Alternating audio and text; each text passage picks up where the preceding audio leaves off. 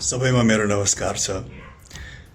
केही दिन अगाडि मैले ब्रिटिस पार्लियामेन्टमा भएको छलफल कार्यक्रम हेर्ने मौका पाएको थिएँ र त्यहाँ ब्रिटिस पार्लियामेन्टेरियनहरूले ब्रिटिस सांसदहरूले आफ्नो उपप्रधानमन्त्रीलाई अहिले हाल कोभिड-19 को न्यू भेरिएन्टको जुन चुनौती नेपालले सामना गर्नु परिरहेको छ त्यसको लागि बेलायत सरकारले के कस्तो पहल कदम उठाइरहेको छ भन्ने विभिन्न सांसदहरूबाट विभिन्न ब्रिटिस सांसदहरूबाट चाहिँ नि प्रश्नहरू र जिज्ञासाहरू उठेका थिए कि नेपालको अहिलेको यो भीषण परिस्थितिमा बेलायत सरकारले के गरिरहेको छ र जे जति गरिरहेको छ त्यो पर्याप्त छ कि छैन, यो गम्भीर परिस्थितिलाई मनन गरेर अझ बढी सहयोग र मद्दत चाहिँ बेलायतले गर्नुपर्ने हो कि भन्ने कुराहरू पनि उल्लेख गर्नुभएको थियो र नेपाल र बेलायतको विशेष सम्बन्धको बारेमा पनि उहाँहरूले चाहिँ नि उल्लेख गर्नुभएको थियो।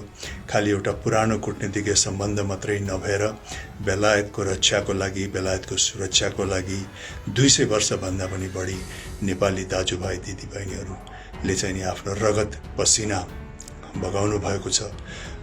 त्यसलाई पनि त्यहाँका पार्लियामेन्टरहरूले उल्लेख गर्नुभएको थियो। त्यो मानेमा पनि बेलायत र चाहिँ नि नेपालको सम्बन्ध असाध्यै नजिकको सम्बन्ध छ, आत्मीयताको सम्बन्ध छ, विशेष सम्बन्ध छ। त्यसरी पनि बेलायतले चाहिँ अहिलेको यो परिस्थितिमा नेपालको लागि चाहिँ नि आफ्नो सम्पूर्ण ध्यान चाहिँ नि कसरी मद्दत गर्ने भन्नेमा जानुपर्छ र जे जति भ्याक्सिन चाहिँ बेलायतले उपलब्ध गराएको छ त्यो पर्याप्त छ कि छैन भन्ने कुराहरू पनि उठाउनु भएको थियो, जो अत्यन्त नै प्रशंसनीय छ।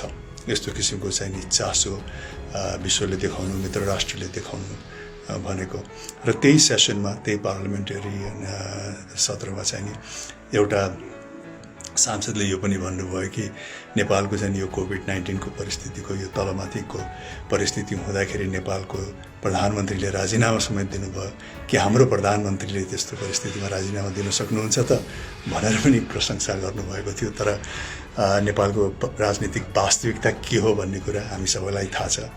हामी सबैले चाहिँ नजिकबाट हेरेका छौँ र हामी सबैको गुनासो पनि छ एक हिसाबले कि अहिलेको यस्तो यो भीषण परिस्थितिमा, यो चुनौतीपूर्ण परिस्थितिमा पनि हाम्रो नेपाली राजनीति चाहिँ नि गन्जागोल छ, न अगाडि बढ्न सकेको छ, न यथास्थितिमा चाहिँ नि सहज रूपमा काम गर्न सकिरहेको छ। त्यो चाहिँ नि भयङ्कर ठुलो विडम्बना हो, किनकि नेपाली राजनीतिज्ञहरूले, नेपाल सरकारले चाहिँ नि आजको प्राथमिकता के हो भन्ने कुरामा चाहिँ नि मनन गर्नुपर्ने हो, त्यसमा गम्भीरता देखाउन सक्नुपर्ने हो।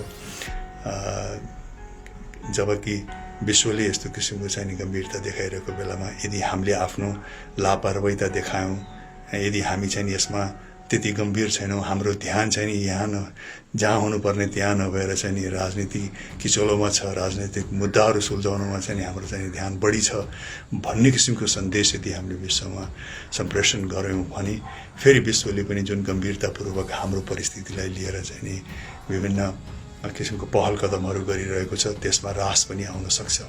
त्यसैले नेपालको राजनीतिज्ञहरूलाई, नेपाल सरकारलाई मेरो विनम्र अनुरोध छ कि आजको प्राथमिकता के हो। आज सम्पूर्ण नेपाल सरकार र नेपाली राजनीतिहरूको ध्यान केमा केन्द्रित हुनुपर्ने हो भन्ने कुरामा चाहिँ हामी मनन गरौँ, हाम्रो प्राथमिकतामा हामी ध्यान दिउँ। हाम्रो प्राथमिकता भनेको जुन भीषण परिस्थितिबाट नेपाल अहिले गुज्रिरहेको छ त्यसबाट नेपाल र नेपालीलाई कसरी पार गराउन सकिन्छ, कसरी उम्काउन सकिन्छ भन्नेमै चाहिँ नि सम्पूर्ण ऊर्जा र आफ्नो बुद्धि विवेक खर्चिनु पर्ने हो। तर त्यो नभएर चाहिँ नि हाम्रो सरकार, हाम्रो राजनीति चाहिँ नि राजनीतिक मुद्दामै रुमलिरहेको छ, न अगाडि बढ्न सकेको छ, न यथास्थितिमा चाहिँ नि आफ्नो कार्यहरू चाहिँ नि सशक्त रूपमा चाहिँ नि अगाडि बढाउन सकेको छ। त्यसैले मेरो विनम्र अनुरोध छ नेपाल सरकारलाई, राजनीतिज्ञहरूलाई, हेर्नुहोस् कोर्ट हाम्रै बल हाम्रै कोर्टमा छ। अब हामीले नै चाहिँ नि आफ्नो परिस्थितिलाई हामी कति गम्भीर छौँ भन्ने कुरा चाहिँ नि विश्वमा सम्प्रेषण गर्न अत्यन्त नै जरुरी छ। त्यो सम्प्रेषण हामीले गर्न सक्यौँ र हाम्रो कूटनीतिक च्यानलहरूलाई हामीले सशक्त रूपमा चाहिँ अगाडि बढाउन सक्यौँ भने मलाई लाग्छ कि विश्वको ध्यान हामीप्रति अझ सशक्त रूपमा जानेछ। बेलायत, अमेरिका, जर्मन र इन्डिया चाइना जस्तो राष्ट्रहरूमा हामीले आफ्नो कूटनीतिक च्यानल्सहरूलाई चाहिँ सशक्तका साथ चाहिँ अगाडि बढाउन सक्यौँ र नेपालको अहिलेको परिस्थितिमा चाहिँ नि नेपाली लगायत नेपाल सरकार र सबै राजनीतिज्ञहरू कति गम्भीर हुनुहुन्छ र सबैको ध्यान कति यसैमा केन्द्रित छ, यही मुद्दामा केन्द्रित छ कि नेपाली जनसमुदायहरूलाई अहिलेको यो परिस्थितिबाट कसरी उकास्न सकिन्छ भन्नेमै छ भने मलाई लाग्छ कि विश्वको ध्यान अझ थप हामीमाथि जानेछ, अझ गम्भीरतापूर्वक विश्वले हाम्रो चाहिँ परिस्थितिलाई लिनेछ। किनकि अहिलेको परिस्थितिबाट हामी उम्किने भनेकै चाहिँ सक्दो धेरै से धेरै नेपालीहरूलाई चाहिँ खोप लगाउनु हो, भ्याक्सिनेटेड गर्नु हो। कमसेकम 1/3 जनसमुदायलाई यदि नेपाल सरकारले भ्याक्सिनेट गर्न सक्यो भने सायद हामीले अहिलेको यो जुन विषम परिस्थिति छ त्यसबाट चाहिँ नि हामी पार लाग्नेछौँ।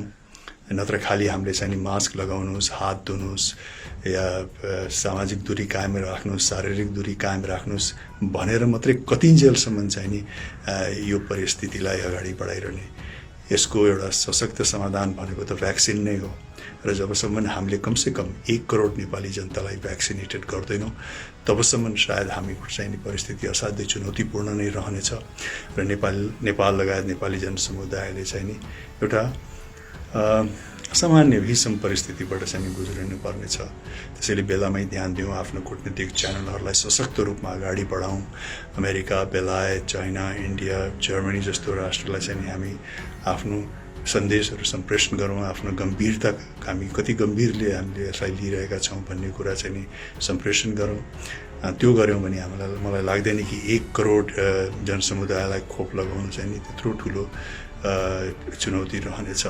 त्यसैले सम्पूर्ण राजनीतिज्ञ र नेपाल सरकारलाई मेरो यही नै अनुरोध छ, कृपया हाम्रो प्राथमिकता के हो त्यसमा यहाँहरूले ध्यान दिनुहोस्। जति समय ब्रिटिस पार्लियामेन्टले चाहिँ नि नेपालको कोभिड-19 को न्यू भेरिएन्टलाई लिएर चाहिँ समय खर्च्यो छलफल गर्नको लागि, सायद म गलत होला तर त्यति छलफल चाहिँ मैले हाम्रो आफ्नै पार्लियामेन्टमा भएको पनि देखेको छैन। यो विडम्बना हो। त्यसैले बल हाम्रो कोर्टमा छ। नेपाल सरकार र नेपाली राजनीतिज्ञहरू समस्त अन्य कन्सर्न पिपलहरूले चाहिँ नि कतिको आफ्नो कार्यदक्षता देखाउनु हुनेछ, आफू कति गम्भीर छु भन्ने कुराहरू विश्वमा सम्प्रेषण गर्नुहुनेछ। त्यसपछि मात्रै मलाई लाग्छ कि हामीप्रति चाहिँ नि विश्वको ध्यान अझ अग्रसर रूपमा जान्छ।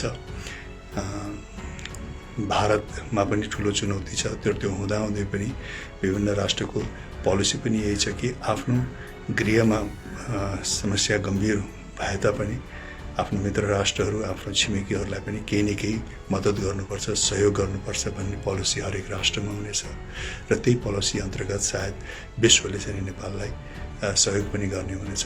किनकि हामी सबैलाई थाहा छ, विश्वलाई थाहा छ, हरेक राष्ट्रलाई थाहा छ कि जबसम्म कोही सेफ छैन तबसम्म कोभिड-19 चाहिँ हामी बीच रहिरहने सम्भावना भइ नै रहन्छ।